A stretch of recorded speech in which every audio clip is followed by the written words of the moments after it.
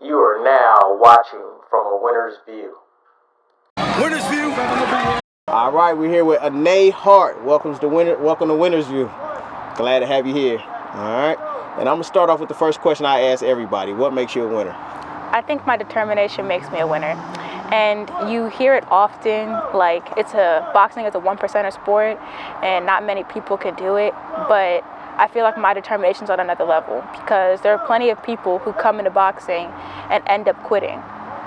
If I stop boxing, it'll have to be because somebody took me out or for extenuating circumstances. All right, talk your talk. So, what started you? Oh, when did you start boxing? I started boxing when I was 11. When you're 11? Okay. And tell me about your first day in the gym. What happened? How did that go? I was really stiff. My mom has a video of it, and we went back and watched it like last year, I think. I was so stiff, and I was just laughing at myself. I was so embarrassed. But I see the changes that I've had throughout time. So, your mom and your dad just put you into boxing, or you wanted to box, or what was it? So I have an older brother who's older than me by a year who used to box when we both first started. I'm very competitive when it comes to basically anything with him. And so when he started boxing, I was like, I'm gonna join boxing too then. And they were like, we're not sure about that. And I was like, that's not fair then. He did football and I couldn't do football, so you made me do cheerleading. He did soccer and I couldn't do soccer, so I just had to be on the sidelines. I want to join boxing too. So they let me join boxing, and I kind of just kept going. Man, that's a good story. All right. What made you stick with it though? It just feels good, and that's the thing. I've never really been able to describe it when I've been asked this, like what made me stick with it. I think a lot of times when I did sports, people's expectations for me weren't met, maybe, but I felt like I pushed myself to my hardest, and it wasn't enough for them. In boxing, I'm pushing myself to my hardest and I'm seeing results over and over again. Even if I lose, if I come back and I work harder, I'm going to see the results from my hard work. Now, with that, did you have a goal in mind when you started boxing? No, actually I didn't. I just started boxing was like, I'm just going to do it with my brother. All right, cool. So from that day, you fast forward, you're a national champion. Yes, sir. How many time national champion? 3 times. 3-time national champion.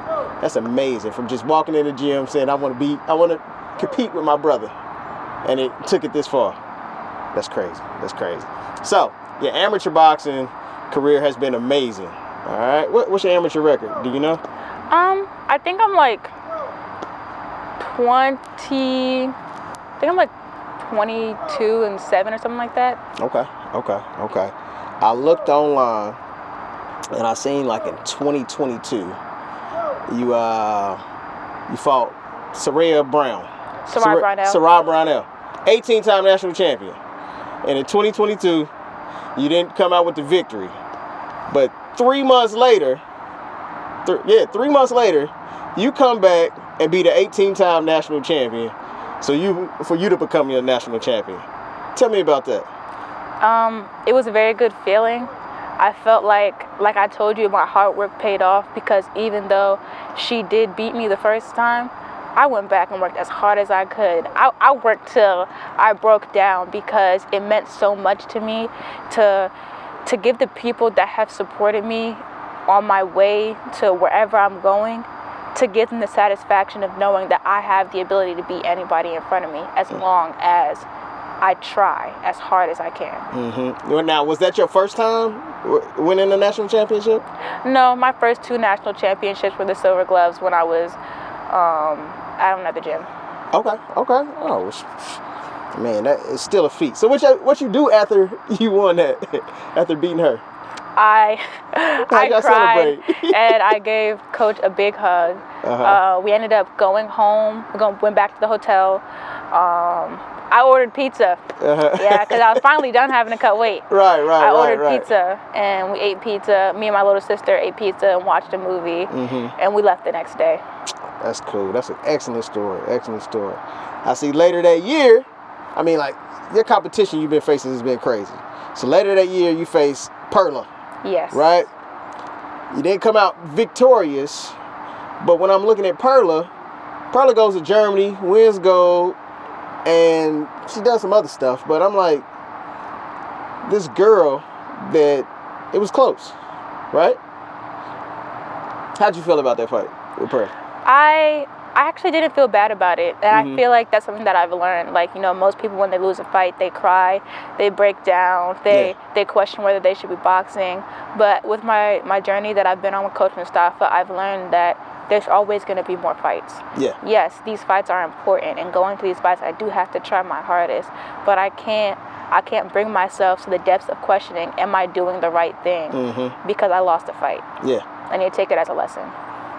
Knowing you, if you run that back, I'm betting on you. I'm betting on you. All right, so you describe yourself as a self-proclaimed nerd.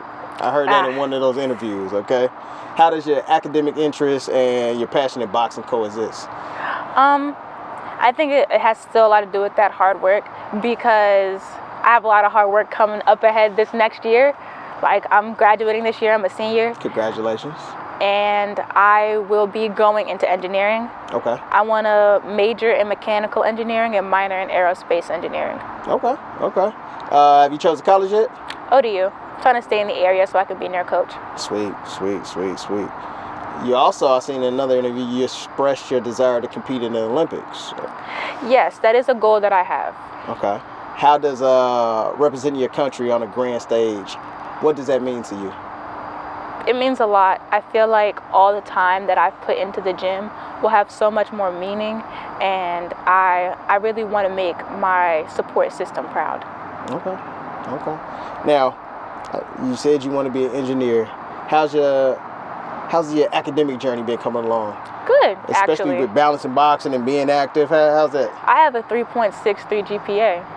Great. I'm basically guaranteed to get into ODU, so I'm not really worried about it. Yeah. I've taken a bunch of dual enrollment and AP classes, so I'm really set. I have a bunch of extra credits on my my record, so most people graduate with 34 credits. I would have been graduating with 36 or 38.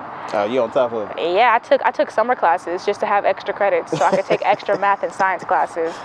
Girl, you play no games. None at all. You play no games. You on top of it. Who's been your most influential person in your boxing career and pursuit of your academic goals? I feel like that's my mom. My mom makes the decisions that are best for me. My dad got me started into boxing. My dad's one of my coaches, and he is a very good base for me, but my mom keeps my mental health in check. She keeps my physical health in check. She makes sure that I understand that my academics have to be in check before boxing. Right. She got mad at me because I was sparring one time and my face got like thrown into the ropes, and I cut my gums. And they said she can't go spar for the next 2 or 3 days, or her tooth might fall out. And I was like, but Mom, I have to spar this weekend because we're preparing for nationals. And she's like, Ayhnae, you're not going. And I was like, Mom, I have to. And she said, okay. Yeah, the cut got bigger. My tooth didn't fall out. Luckily. What? But it would have been the front, one of the front teeth? Yes, it would have. Yeah, it's good though. It's healed now.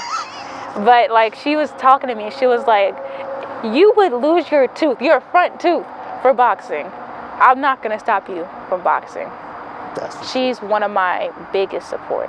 That's dope. And it's always good to have that strong relationship with your mom and your pops. That's amazing. Great support system. I also heard that you desire to becoming a coach in the future. I don't know. I get caught up a lot in it sometimes too. Like when I was up at the Olympic Training Center in Colorado, we were watching all like the technical sparring, or we were watching the actual spars, and like I'm just giving advice, and the coaches would look at me like, oh yeah, that's good advice, speak up. And I'd be like, oh, okay. Or I catch myself like during practice trying to give advice. I need to focus on me, of course, but I catch myself trying to give advice. So what is the aspect of coaching that you like? You just like teaching? You just like the teaching part, or? I feel like from an actual boxer standpoint, even if I make those same mistakes, I know from experience. So like if I see you in there making that mistake, I'm gonna inherently correct it. Like, oh no, don't do that. Don't be like me, but don't do that. Like, keep your hands up. Yeah. Or maybe step with your jab more. Just stuff that I know that needs to be done because I haven't done it myself. So, do you find yourself teaching your sister a lot?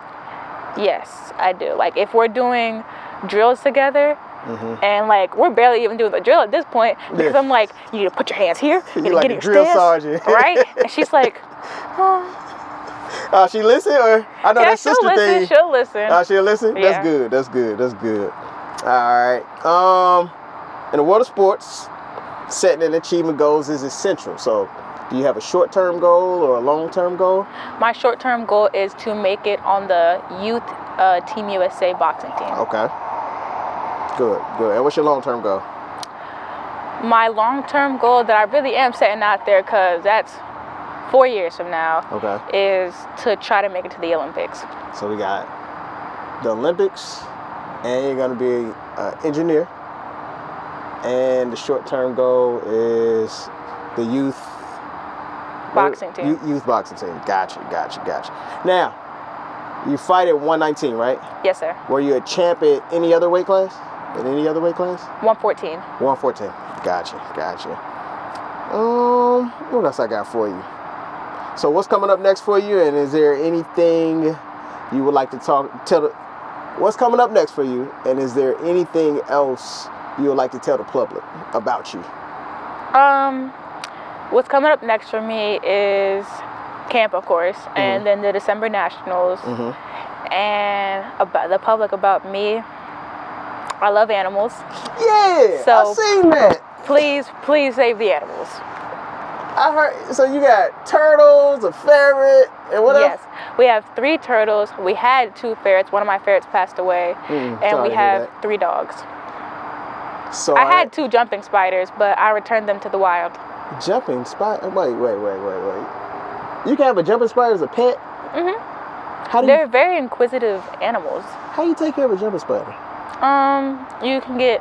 You either manually catch flies for them or you order food for them. Really? And you have to make like a terrarium for them. It has like greenery, and it has to be moisturized daily so that they don't dry out and they have water. Wow. You like snakes too? Hognose snakes. Any other snakes? Not really, but I like hognose snakes. What? What got you to pets and animals? I just loved animals since I was a little kid. Little kid. I think you'd be a veterinarian. That's what they were thinking. And I was like, I want to be an engineer. And they were like, what? You're gonna make stuff for the pets, for the animals, make houses and stuff for them. I got you. All right. How can the people follow your career? Follow me on Instagram. Do not follow my personal account. That has now become my personal account. Follow the one that's Ayhnae.Harte, and it has AK in it. Okay. All right. Cool. And we're gonna spell it out. I'm gonna put it on the screen for you.